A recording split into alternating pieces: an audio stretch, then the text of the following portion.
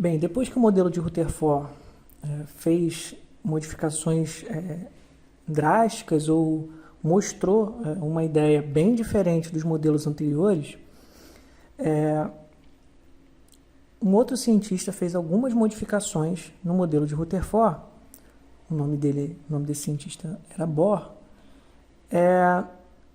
de modo a acomodar algumas outras propriedades do átomo e algumas outras características e descobertas que foram feitas acerca do átomo, né? Então, esse modelo ficou conhecido como modelo de Bohr ou modelo de Rutherford-Bohr, porque, na verdade, foi uma melhoria, né, no modelo de Rutherford, né? Então, a base se mantém muito parecida com o que Rutherford estabeleceu, mas Bohr vem para fazer alguns acréscimos. Esse modelo também posteriormente vai ficar conhecido, né, e Bohr vai ficar conhecido como o pai do modelo quântico, da quântica na química, e a gente vai entender o porquê. Bem, então Bohr, né, então antes a gente tinha, né, o modelo estabelecido por Rutherford foi, né, que eu tinha um núcleo onde estavam contidos prótons e nêutrons, e isso Bohr manteve, né, a ideia até o momento, e até hoje em dia, mesmo nos modelos mais atuais, isso continua pertinente, certo? Mas Bohr fez algumas modificações na ideia que a gente tinha sobre a eletrosfera. Então,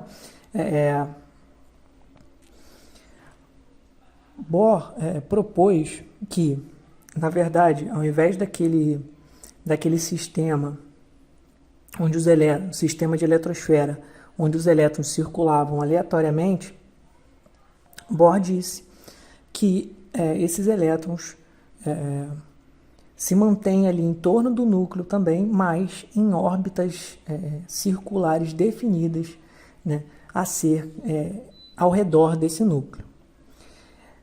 Bohr também disse que cada uma dessas órbitas possui uma quantidade de energia constante e diferente entre essas camadas, né?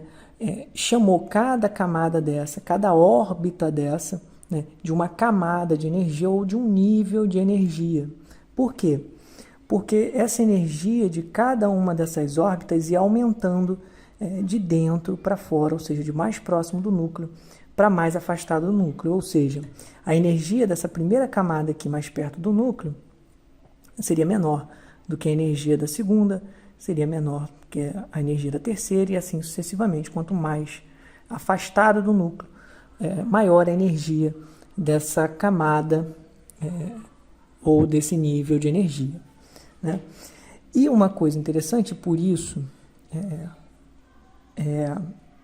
que Bohr fica conhecido como o pai da química quântica, é que Bohr foi o primeiro a atribuir aspectos de física quântica ao modelo atômico. Obviamente, depois isso vai se aprofundar.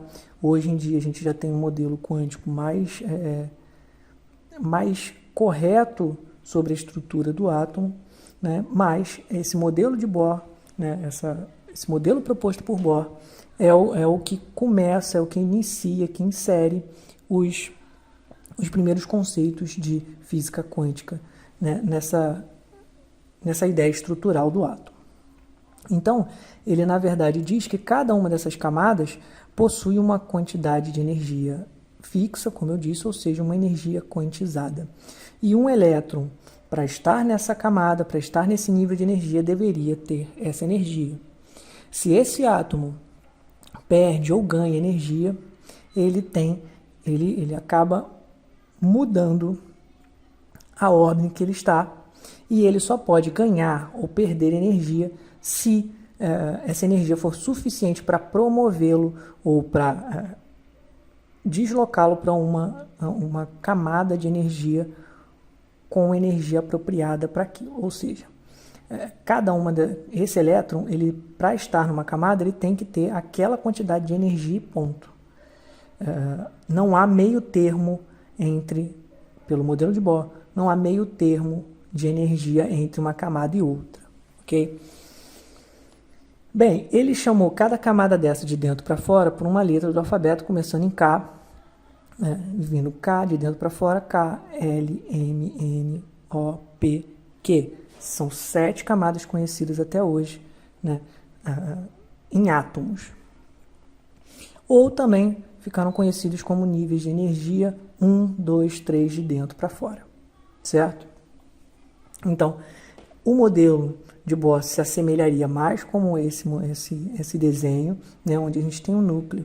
Cada linha azul dessa seria uma das camadas, né? Aqui, gente, por favor, eu só não completei o desenho aqui, tá? Mas essas camadas também continuam, tá?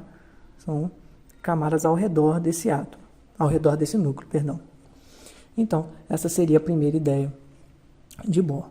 E uma coisa interessante que Bohr notou, que Bohr conseguia explicar com esse modelo dele,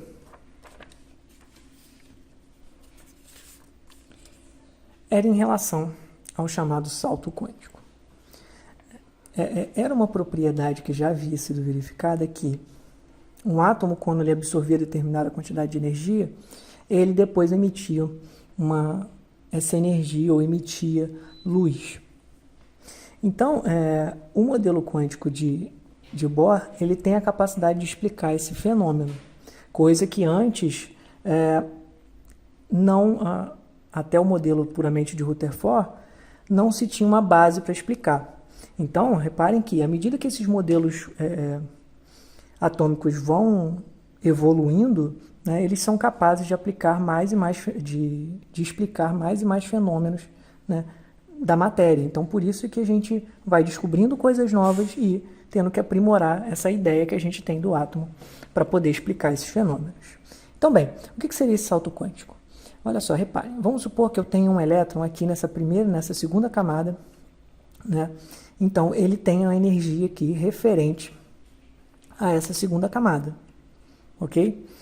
Se eu forneço energia a esse elétron e ele absorve energia, né, ele vai aumentar a energia, a sua própria energia, ok?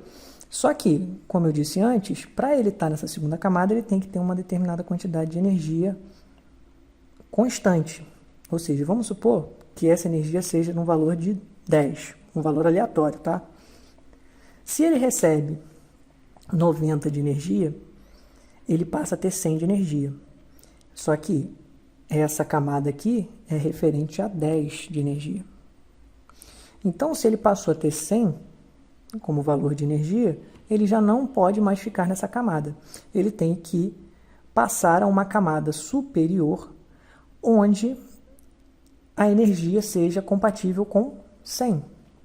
Então, o que ele faz é saltar para uma outra camada mais energética que tenha energia compatível com aquela que ele absorveu, né, com a energia total depois que ele absorveu essa energia que foi doada, certo? Então, ele pula, né, para essa camada mais externa e de maior energia, ok? Só que esse estado onde ele pula, onde ele está fora desse local original, é um estado instável. Se ele é instável, o que acontece? A tendência é que esse elétron retorne ao seu estado original. Quando ele vai retornar a esse estado original, ele não pode retornar com a energia que ele está aqui, porque nessa camada ele tem energia 100, né? Ele pulou para cá exatamente por causa disso. Então, se ele está aqui com muita energia, o que ele tem que fazer é jogar parte dessa energia para fora, para então retornar ao seu lugar de origem com energia mais baixa. Então, o que ele faz é emitir luz, ou seja, energia na forma de luz, se livrando de parte dessa energia, né, e retornando ao seu estado original. Esse estado original de menor energia, né, que é o estado onde todo átomo tende a estar, né, naturalmente, é chamado de estado fundamental. Ok? Quando ele faz essa transferência, absorve energia e faz essa transferência para uma camada mais energética, a gente chama isso de salto quântico. Ou seja, ele realiza um salto para uma camada mais energética. Esse estado onde ele se encontra fora desse estado fundamental, onde esse elétron foi excitado a um nível maior de energia, né, enquanto ele está aqui nesse estado onde o elétron foi excitado, a gente chama de estado excitado. Então, quando ele emite energia, ele retorna ao seu estado fundamental, que é o estado de menor energia daquele átomo. Por isso, mais estável também.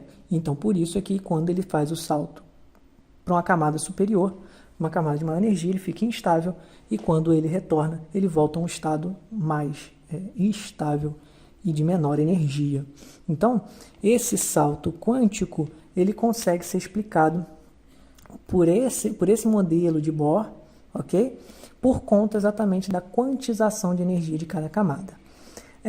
Entendam que se esse elétron no estado fundamental recebesse uma quantidade de energia que não fosse suficiente para ele pular para uma camada superior, nenhuma delas não batesse exatamente com a quantidade de energia necessária para estar em uma dessas outras camadas, ele simplesmente não iria absorver essa energia. Então, tanto a absorção quanto a emissão de energia tem que ser nas quantidades certas para que ele pule para uma camada específica.